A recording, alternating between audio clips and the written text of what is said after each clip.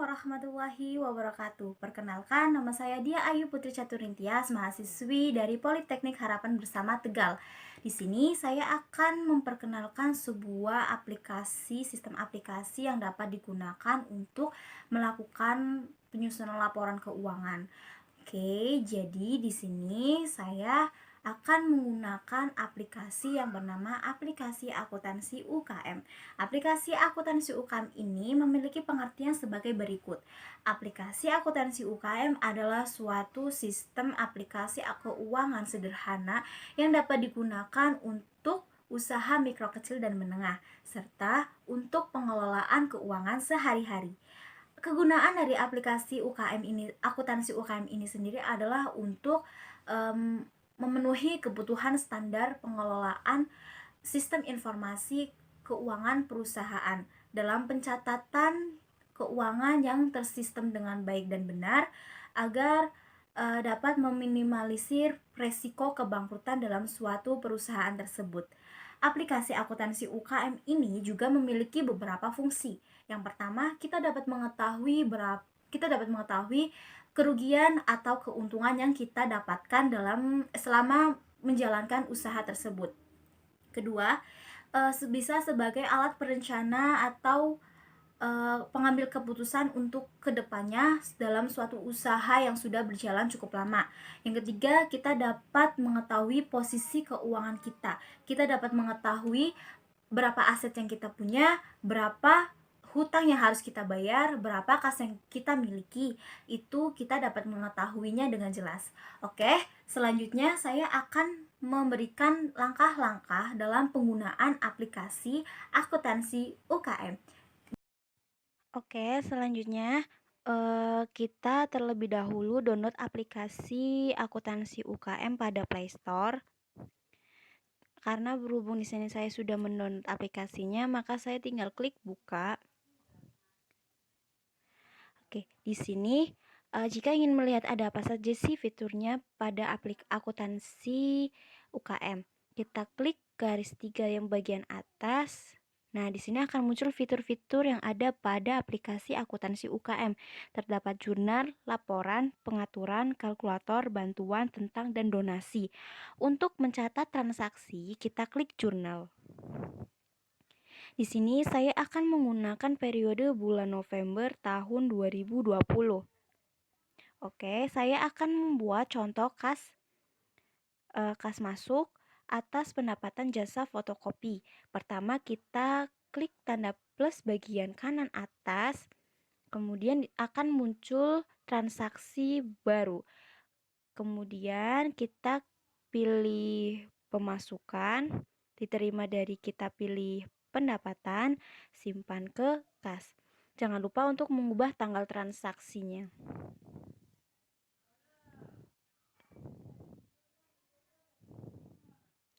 Keterangannya adalah di sini saya menuliskan pendapatan fotokopi jilid dan laminating dengan nominal 63.500.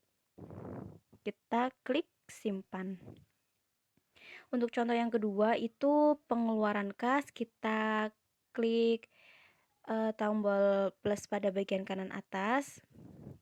Di sini kita pilih pengeluaran diterima dari kas karena saya di sini mau membayar gaji karyawan. Di sini usaha fotokopinya, jadi kita pilih biaya gaji karyawan dengan keterangan biaya gaji karyawan dengan nominal 550.000. Kita klik simpan. Di sini saya tanggal transaksinya disamakan tanggal 30 November 2020. Kita klik simpan. Oke, untuk contoh yang kedua, pencatatan utang usaha, saya akan menggunakan cara pencatatan transaksi yang kedua dengan menggunakan pada bagian kanan atas yang kotak yang terdapat garis 2 ada tanda plus kecilnya, kita akan menggunakan itu. Kita klik. Nah, di sini nama transaksi kita akan menamai pembelian perlengkapan fotokopi dibayar sebagian pada toko famili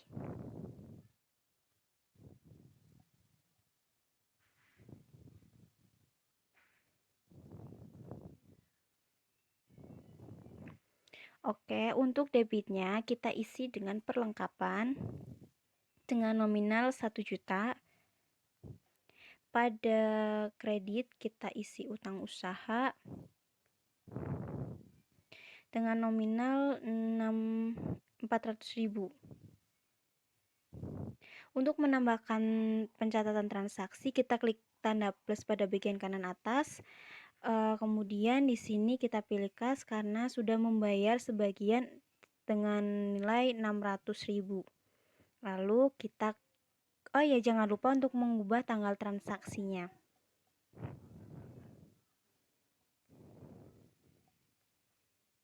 Oke. Kita klik OK, kemudian jika sudah semuanya kita klik simpan. Untuk contoh selanjutnya itu piutang usaha. Kita gunakan cara yang sama dengan pencatatan utang usaha. Kita namakan transaksinya pesanan selesai belum dibayar. Pesanan fotokopi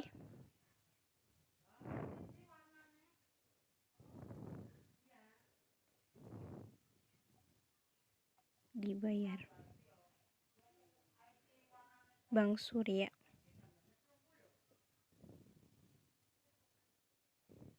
Oke, untuk debitnya kita pilih piutang.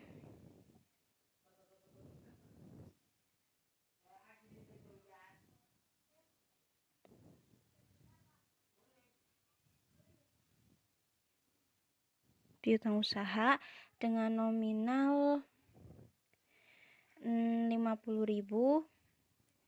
Pada bagian kreditnya kita isi dengan pendapatan jasa.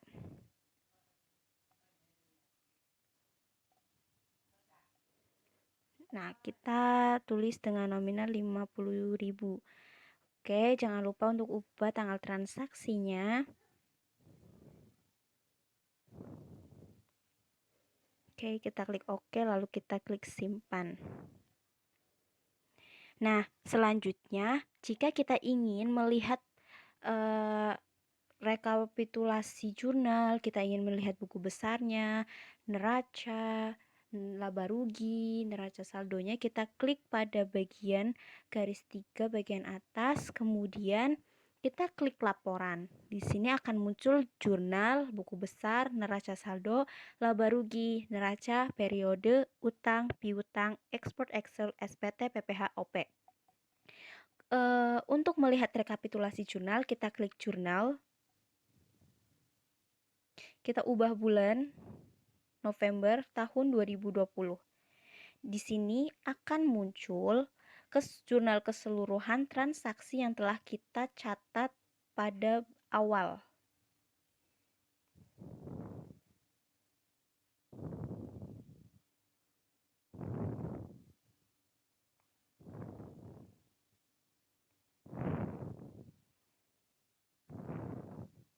Oke, kemudian untuk mengecek buku besar juga sama.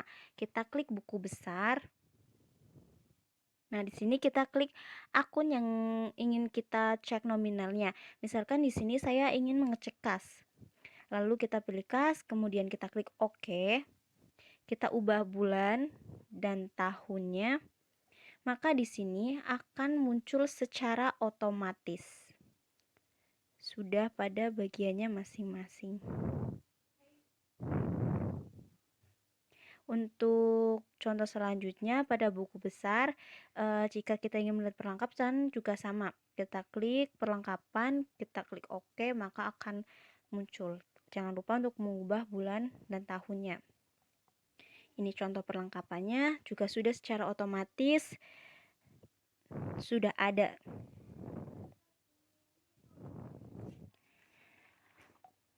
Kemudian jika kita ingin mengecek neraca saldo, kita klik neraca saldo, kita ubah bulan dan tahunnya, kemudian akan muncul proses neraca saldonya secara otomatis. Kemudian jika ingin kita melihat laporan laba rugi, kita klik laba rugi, kita ubah bulan dan tahunnya. Maka juga sama, sudah tertera secara otomatis laporan laba rugi yang kita lihat di sini. Laba atau rugi pada usaha fotokopi ini mendapatkan 136.800. Untuk mengecek aset kita yang kita miliki, kita klik neraca, kemudian di sini kita ubah bulan dan tahun. Nah, di sini jika ada pada neraca, jika ada nominal yang berwarna merah, itu artinya tidak balance atau ada pencatatan laporan yang salah.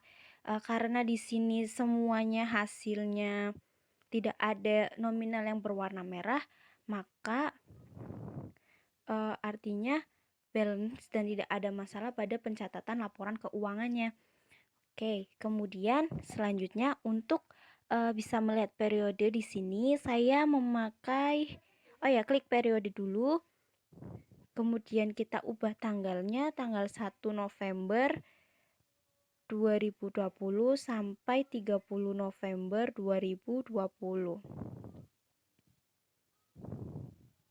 Kita klik OK, kemudian di sini akan muncul semua akun-akun yang kita miliki. Untuk melihat data utang, kita klik utang, kita ubah tahunnya, dan di sini jika di sini kan pembelian perlengkapan fotokopi dibayar sebagian. Nah, ketika si pemilik usaha ingin melunasi atau sudah melunasi dan ingin menghilangkan tulisan ini atau biar ada keterangan lunas, kita klik, kemudian kita pilih nominalnya 400.000. Kita ganti pembayaran, bayar perlengkapan pada fotokopi pada toko ATK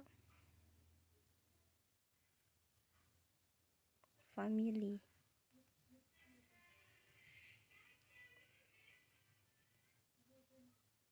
Kita klik.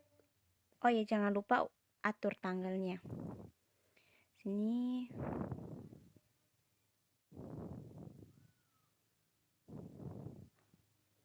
Oke, kita simpan. Maka akan ada pemberitahuan.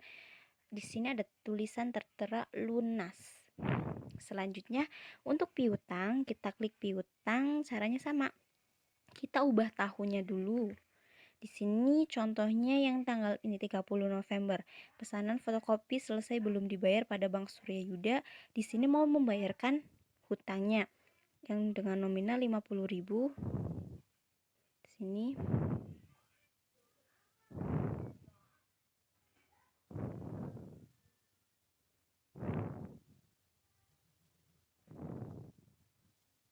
dibayar pesanan.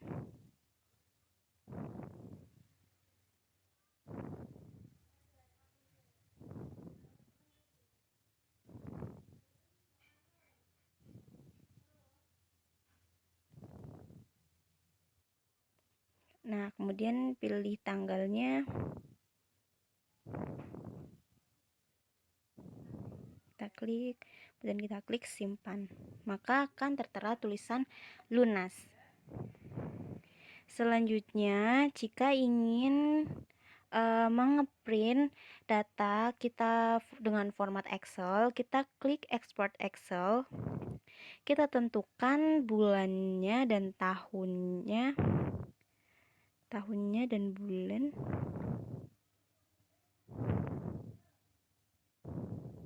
Kita klik OK.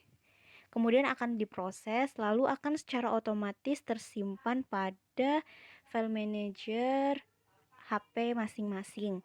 Untuk SPTPP-HOP juga sama, kita klik, kemudian kita ubah, kita oke, maka akan secara otomatis tersimpan pada file manager pada HP masing-masing. Jika kita ingin mengecek pengaturan, kita klik pada bagian kiri yang garis 3, kita klik lagi pengaturan. Nah, di sini ada pengaturan perusahaan. Oh ya, tampilan ini sebenarnya ada juga pada bagian awal setelah kita selesai mendownload aplikasi, kita dibuka, lalu pertama kita mengisi data pengaturan perusahaan. Kita isi nama, alamat, telepon, dan email. Kemudian diklik simpan. Di sini juga ada pengaturan modal awal. Di sini ada pengaturan kode rekening. Pengaturan kode rekening ini akun-akun apa saja yang akan kita gunakan dalam usaha kita. Kita bisa mengaturnya sendiri. Kemudian ada pengingat di sini. Di sini jika ingin membuat pengingat, kita klik tambah. Kemudian kita tulis contohnya pembayaran listrik. Pada tanggal 13 Desember 2020. Kita klik OK. Kemudian nanti ketika tanggal 14 Desember akan ada peringatan bahwa harus membayar listrik. Kemudian di sini juga ada keamanan. Jika ingin mengamankan data laporan keuangan, jika tidak ingin ada yang melihat laporan keuangan usaha yang kalian miliki, bisa dengan menggunakan keamanan ini. Sini juga ada backup, ada restore, ada since Google Drive. Adalah Google Drive ini bisa menyinkronkan data ke Google Drive. Kemudian reset untuk menghapus semua data. Kemudian juga di sini ada kalkulator. Di sini bisa untuk membantu kita untuk menghitung tanpa harus keluar dari aplikasinya. Kemudian juga ada bantuan di sini. Nah, bantuan ini untuk di sini ada panduan berupa akun-akun yang tertera dalam aplikasi ini. Di sini sudah ditentukan warna-warnanya. Jika pemasukan warna Tosca, pengeluaran ini warna hitam, utang warna merah, dan sebagainya. Dapat dilihat di layar ya. Kemudian ada tentang, di sini tentang tuh kayak tentang gambaran akuntansinya, akuntansi UKM. Kemudian, nah di sini ada donasi juga. Apabila kita ingin berdonasi, kita tinggal klik di sini, tinggal pilih saja yang mana yang mau kita donasikan dengan senilai misalkan 3.000, kita klik yang 3.000. Oke. Sudah semua saya bahas yang ada pada fitur. Oh ya, jika kalian memiliki lebih dari satu usaha, bisa dalam aplikasi ini bisa ada beberapa usaha yang jika kalian lebih dari satu, dengan cara kita mengeklik tanda yang lingkar yang ada bulu angsanya, kita klik. Nah, di sini itu kita bisa menambah. Contohnya toko baju ya, toko baju keluarga.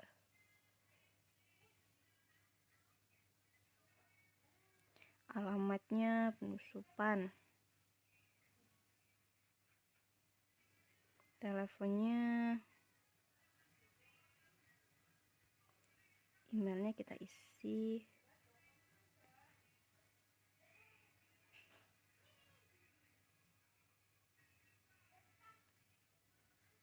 Nah, kita klik simpan. Maka akan muncul toko baju keluarga. Jika kita ingin melihat fotokopi, juga kita klik fotokopi serbaguna, klik OK, maka akan muncul laporan keuangan pada fotokopi serbaguna. Oke, sekian langkah-langkah yang saya bahas semoga bisa dipahami, semoga bisa membantu para usaha-usaha untuk melakukan pencatatan menggunakan penyusunan menggunakan aplikasi akuntansi UKM ini. Oke, demikian pembahasan tentang cara penggunaan aplikasi akuntansi UKM yang telah saya jelaskan. Kurang lebihnya mohon maaf. Wassalamualaikum warahmatullahi wabarakatuh.